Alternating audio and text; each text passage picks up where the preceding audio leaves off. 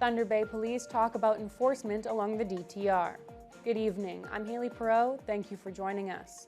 Thunder Bay Police say they're seeing a major decrease in transport traffic along Dawson Road ever since the city's designated truck route bylaw came into effect on October 1st.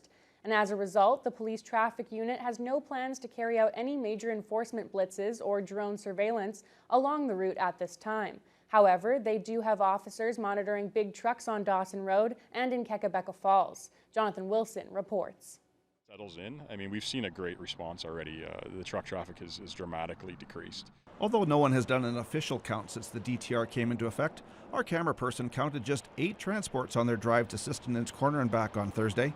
The city now has its billboards set up near Sistinen's and along West Arthur Street to alert truckers about the new weight restrictions on the city-controlled portions of those 2 highways. And city officials say nearly all the enforceable MTO signs are now in place.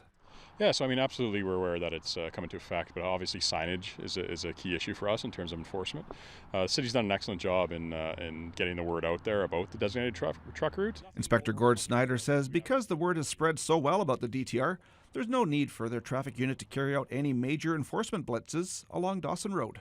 So we haven't done any specific drones or blitzes at this point. I mean, at this point, we're at the monitoring stage, right? So we're still in the early stages. Education component. The education component is working very well. The fine for failing to obey the signage on non-DTR roadways is $110 and 3 demerit points.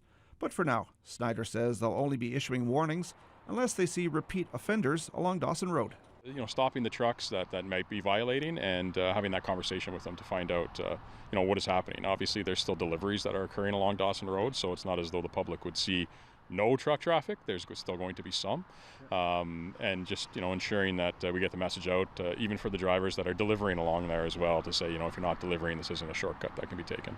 Snyder says there have been some transports turning off Highway 102 onto Town Line, Maple Ward, and Oliver Roads in order to avoid Dawson Road.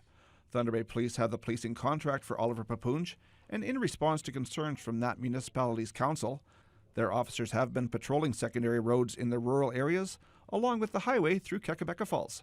There's a lot of concern, and in our discussions with the municipality and the leaders out in Oliver Papoonge, there's concern there too, and obviously, right? And we're monitoring traffic through the village of Quequebeca along the highway as well. I mean, obviously, OPP is also assisting in that area.